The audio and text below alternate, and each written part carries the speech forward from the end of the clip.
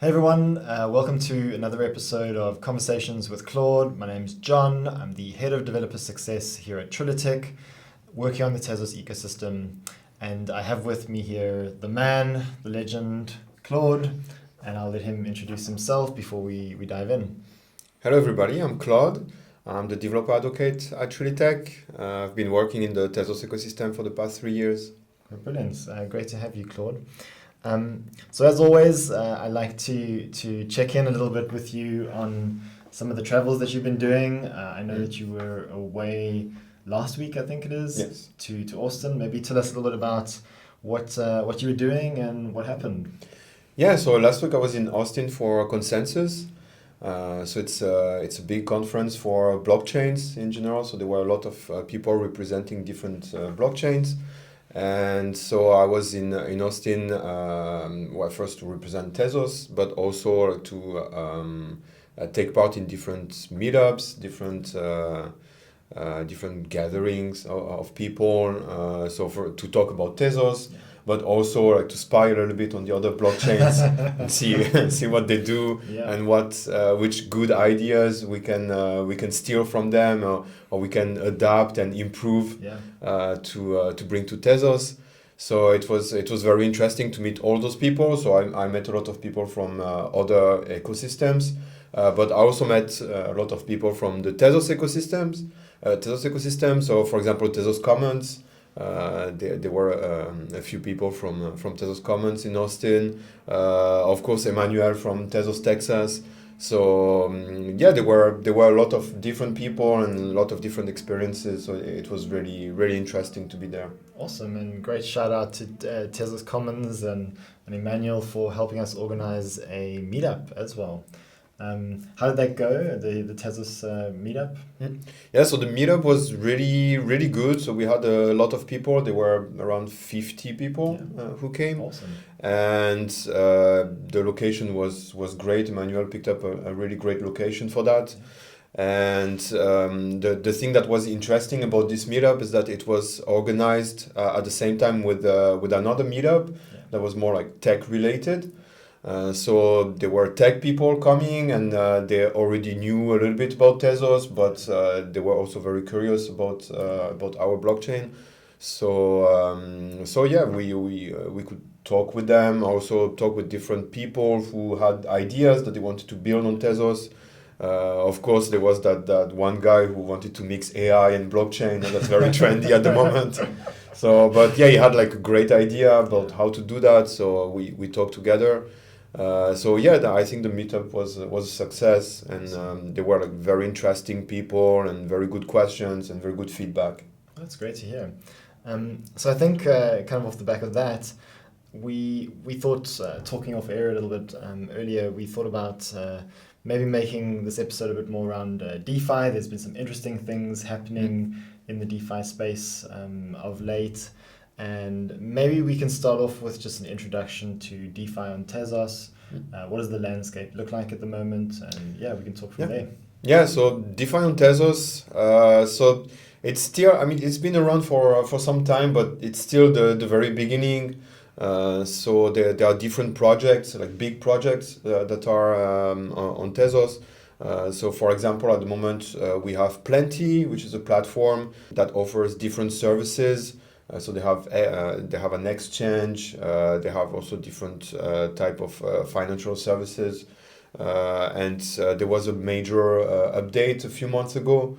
So the developers are very active, and they bring new things all the time to Tezos. We also have Youves. So Youves is also a DeFi platform, and they have their own tokens. That most of them are wrappers for other tokens like XTZ or USD, or even Bitcoin. They have a wrapper for that, and they provide. I think at the moment that's the DeFi platform on Tezos with the biggest TVL. So Could you tell us about TVL and what that stands for and what that means? TVL is okay. Total value locked, I think. Yeah. So that's all the money that's locked at the moment in the platform. I think they have a few millions of dollars. total liquidity logged or something. Yeah, something like that. I don't remember. All right, But, we'll yeah. let the viewers Google Yeah. that one. So, like, moving on from that, there's been a lot of talk about Pepe and then the token around that, and like the skyrocketing price that we saw in recent times. What's your take on that? And So that's a very interesting story that happened on Tezos.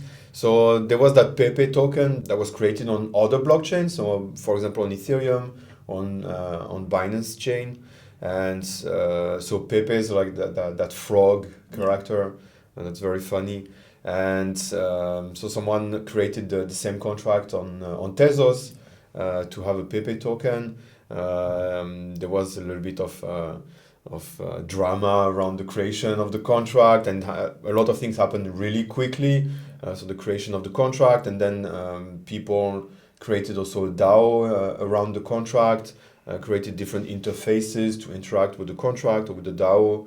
So and it happened like really quickly in 1 week, 10 days. A lot of things happened around that token. So it was a very interesting story, and it's that kind of meme coin. I mean, there's no like real usefulness to the token, but at the same time it's useful because it's funny and a lot of people interact with it, and it's also good because it makes people hear about Tezos and know that we have this token. So that was a very interesting story, and it's still in development. I mean, there are new things that are happening with the token, so it's something to follow. Yeah, I think it's that's really interesting to kind of keep an eye on. Do you think that we'll see more tokens like that, or more meme tokens? I think so. Yeah, I think people are interested in doing that. So part of the drama around the Pepe token is that there are two contracts of Pepe token. So probably someone saw the first contract and already had the idea before and had the contract ready and originated it very quickly. So there were two contracts. So I think at the moment only one is really used. Like the first one is probably more used. So there are other meme coins on the other blockchains that are happening. I don't remember their names, but there are a couple of them, and I feel that people would be interested to bring them to Tezos too. I think it's funny, it's probably not what you would like DeFi to be on Tezos, but at the same time, it's funny. It creates some buzz around Tezos, and also some interactions with the chain. And I think also it's a great boost of creativity. I mean, there are all those people creating like DAOs and interfaces and dApps and things like that. So it's an interesting thing to see on Tezos, and why not having other mem tokens? Cool, I love that. I think also just to make sure that we're clear, like there's no investment advice here. So if you're watching, we're not giving investment advice. I think the angle that you were taking around it being fun. I think that's it's just fun. That's the key point there. Cool. So we thought we'd also talk a little bit about some new launches in the space, and maybe you can talk a little bit about Maverick and what's happened in the last little while there, and what's new and what is Maverick? So Maverick is a company that works on Tezos, and they provide financial services on Tezos.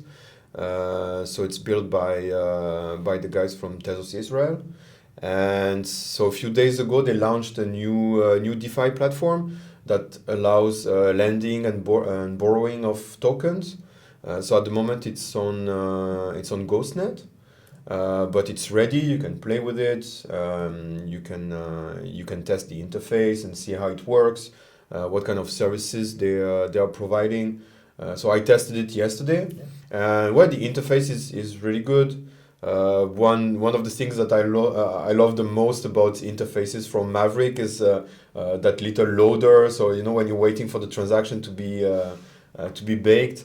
You have that little spaceship, that floats, like that. Like I find that like really, really nice. So that's one of my favorite things about the interface. And mostly, so the dApp is about lending and borrowing. Yeah. So you can, so for example, yesterday I lent some of my XTZs, and I borrowed some USDT. So everything's on testnet, Yeah. but it's the same tokens. And yeah, the interface was really fluid, very intuitive. There's a good feedback about the information, about how many tokens you lent or you borrowed. Or yeah, it's a very nice interface. Yeah, it's very easy to use, and I'm looking forward to using it on Mainnet. And what is like, so once it does go live in Mainnet, is that the kind of primary use case that you mentioned, lending and borrowing, or is there anything else that you see coming there? Yeah, I think there were other features that I can't remember right now. But yeah, lending and borrowing is the one that I'm really excited about, because that's something that's missing in the DeFi landscape of Tezos at the moment.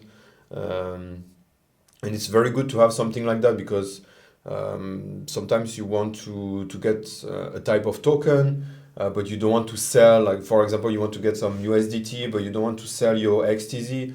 And so a borrowing platform like that allows you to put your XTZ there, and then you can get some USDT. You do whatever you like with them, and at the same time you keep ownership of your XTZ. So later, when the price goes up, you can get them back, and then you didn't lose any value for your tokens.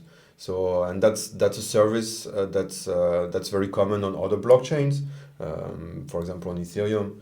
But we don't really have that on Tezos, and that's why it's very exciting to see it coming.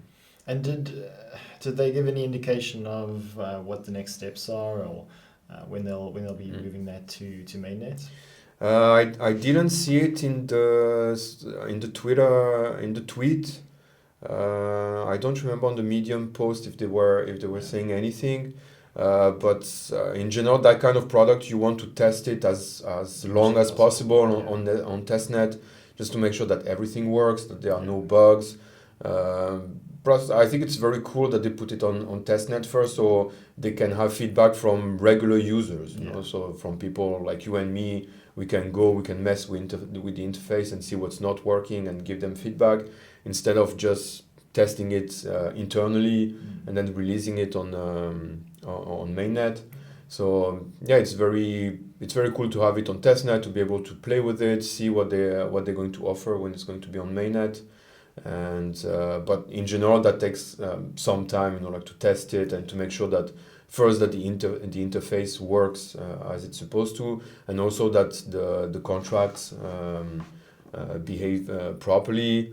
I think I saw they mentioned an audit or something, and in general that's what happens, that you have to audit the smart contracts, above all in that kind of service where the contracts are very complex and they handle very complex transactions. So yeah, that's going to take a little bit of time, but yeah, it's very nice to have it ready on testnet and being able to play with it. That's great. So for anyone watching, we'll make sure to put a link in the description so you can check it out. I think more generally speaking, what is your advice to anyone who wants to build a dApp on Tezos, or I guess in this case a DeFi app? Is there any kind of like resources that you'd recommend, or any starting point? I think first you should, obviously you should know how to create a smart contract. Yeah. So there are a lot of tutorials, a lot of them that I wrote. Yeah. But we'll put a link to one of those in the description too. Yeah. And so smart contract language, but also one of the benefits of building on Tezos, that we have very strong standards for tokens. And the documentation for the standards is very good. So for example, for FA2 tokens, we have a great documentation for that standard. So I would recommend reading it and then following it. I mean, you have to follow it to integrate to the rest of the ecosystem. And then we have all the tools to build dApps, so you can use Taquito to interact with the smart contracts. And we also have Beacon to interact with the wallet. So we have everything ready to build a dApp easily, to connect to the contracts that you wrote, connect the wallet, and then have all these interactions between the dApp, the wallet, and the smart contracts. Yeah. Great. I guess that kind of wraps up the DeFi conversation for now. I want to go back to Austin for a minute.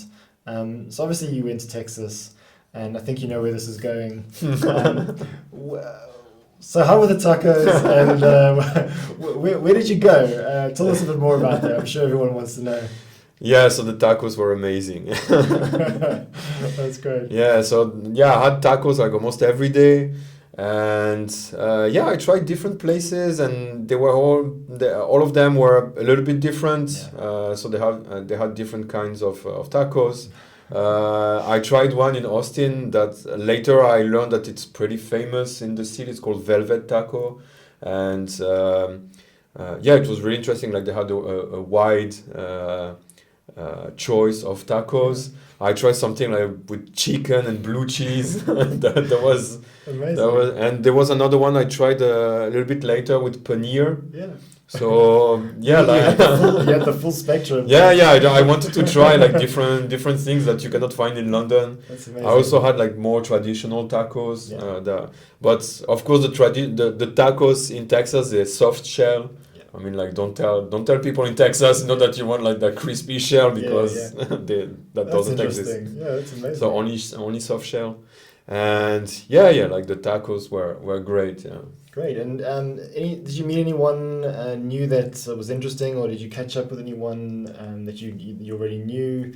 Anyone you want to call out or shout out to? Well, I would like to thank Emmanuel from Tezos, Texas. Like we had a great time, like both professionally and less professionally. So and he was really great at organizing the meetup. It's that kind of person in the ecosystem that you can feel the passion they have for Tezos. So it was really great, and he took care of a lot of things, and he was available to, we went, for example, to a Google event together, and so we talked about Tezos together. He also had very interesting feedback about what's happening on Tezos or things like that. So Emmanuel, if you're watching, I know you're watching. Thank you very much, and I'll see you very soon in Austin. Brilliant. Well, I think on that note, we can wrap up for the day. Thank you to everyone who watched. As always, you're welcome to follow Claude on Twitter and myself. The links will be in the description. And we look forward to seeing you again sometime soon. Take care. Thank you very much. Thank you very much. Bye.